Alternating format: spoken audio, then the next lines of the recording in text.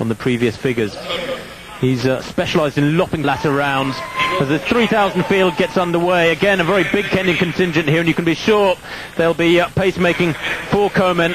He'll want a pace of around 59 seconds per lap, I would thought, to set him up for any attempt at the world record, Steve. Well, I'll take my hat off to him if he's even going for it here, because he just looked so tired in Berlin the other night, and the man is just churning it out, and again he's slotted in there. He looks as though he certainly means business again. One thing in his favour, the wind, I was just looking at that red flag just at the start there, and the flag certainly has dropped, so the breeze has certainly dissipated from what it was earlier on. So it won't be too much of a problem for them in terms of going off hard, but this is a tough record. It's a really hard record to go for, and he has been churning out some hard races, and you just wonder where he's getting the energy from. Well, that's right. It wasn't a 1,500 or a 3,000 in Berlin 2 days ago. It was a 5,000, as Steve says. He looks tired running 13:02, and that's some 17 seconds slower than he ran in Zurich a couple of weeks prior to that. And has to be running on tired legs here, but Kisang and Kozgai running a very good pace here, indeed a very fast pace indeed, Steve.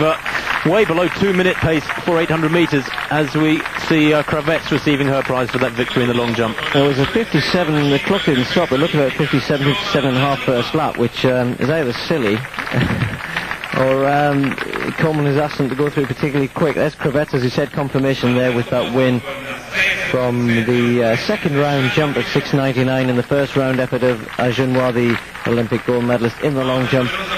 Shana Williams coming through with her early effort of 6.77, and none of them were able to improve on those distances in the later rounds, and they were all wind-assisted marks, as you could see there. But Komen certainly meaning business, and they've gone through 800 in, well, you can hear that 1:56. That is fast. The understatement of the year, I think, from Steve Cram there. 1:56 at 800, Steve. I mean, this is virtually world record pace for 2,000 metres, never mind about 3,000 metres. It is around 3:50, 3:52 pace for a mile. It is astonishing. 2:25 at 1,000. Now, that's the sort of pace that he's been coming home in. He's been running his last 1,000 in his last couple of races over 3,000 in 2:25. To go out in 2:25 is absolutely staggering. There's Komen in third place and pulling well away from the rest of the field, of course, here behind the two rabbits, Kisang and Kozgai. Well, I just hope that they haven't killed this off for him. I mean, he's obviously decided he still feels like he could go for fast time here, but 2:25 is, well, it's not suicidal, but I mean, it is really way inside the sort of pace that's possibly required. A couple of seconds too fast, and he may well pay for that in the later stages, but it's up to Kozgai to try and keep things going for him. Of course, Komen probably is going to be left out in the front with maybe 3 or 4 laps to go on his own, and that's what happened the other night. Once he was out in front, he wasn't able to maintain the pace they were running. They were well up on world record schedule in Berlin through the first 3 kilometres, and then he got tired and faded away fairly badly. Let's hope that's not going to be the same result from here tonight, because look at that, a 57.6 lap. Goodness me, they're getting faster. Well, we've seen 57.5 seconds for the first lap, 58.5 for the second lap, taking them through 800 and 1:56. They went through 1,200 and 2:55. They're heading for a time here at 1 mile, or at 4 laps, of around 3:55. This is quite astonishing, way inside any splits that have ever been recorded before at these sort of stages. When he ran so close to the world record in Monte Carlo, he was 2:27 at 1,000 and 4:56 at 2,000. Well, he's gone through the mile there, Steve, in around 3:55, 3:56. I've never seen anything like this, and yet Komen there in second place, looking reasonably relaxed, looking quite sprightly. He has a very deceptive stride, long raking stride with a good range of movement. He brings his heels up very close to his buttocks at the back, which means that the stride length is very long, even though he doesn't look as though he's bouncing too much. Well, you've got to hand it to Kozgai here. He's doing a pretty good job, John Kozgai, 59.91. He's certainly keeping it going, and as you said, Komen at the moment doesn't show any signs of slowing down too much, although this is where it really starts to hurt.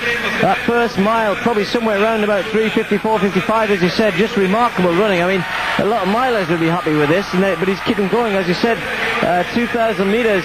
Any time anybody used to get under 5 minutes, it was considered good running, and look at Komen, he's now going past Kozgai. This really is remarkable. Well, we're used to seeing Daniel Komen knock big chunks off his personal best. 4:53 at 2,000 metres. I bet you that would put him in the top 10 all time for 2,000. That is a staggering statistic. But last year, Komen knocked some 24 seconds off his personal best for 5,000. This year he's gone ahead and knocked another 11 seconds off it. Here at 3,000 he's done enormous damage to his personal best. It was 7:38 at the beginning of the season. He's run 7:25 and he's heading for a time here. If he can just maintain his pace over the next couple of laps, Steve, 58.3 there for a time well inside Morsley's world record figures. He's got to be running on tired legs now. But look at him, bouncing along there. The stride length is still strong. Works hard with the arms. He does have this beautiful, relaxed, balanced action. The arm action almost makes it look as though he's running like a sprinter. But then, of course, he's moving here at around 57, 58 second per lap pace. But look at the face. Nice and relaxed and in control.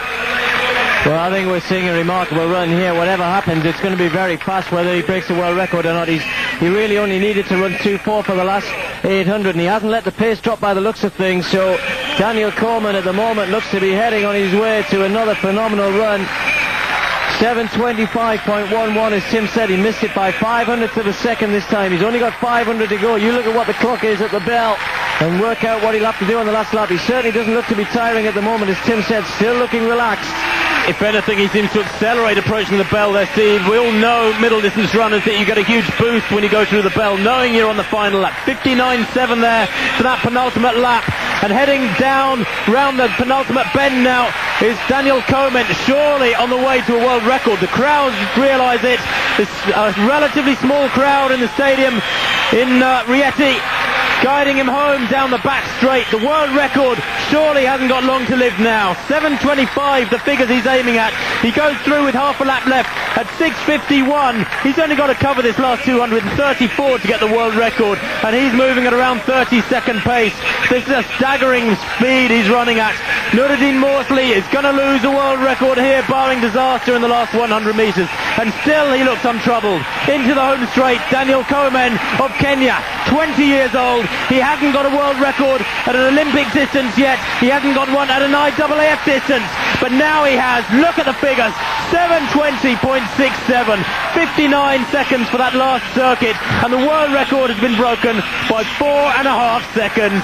He's held aloft by his teammates. And at last, the running he's produced in race after race in the recent weeks since the Olympics. Remember, he couldn't go to the Olympic Games, wasn't selected. That sort of running has been rewarded.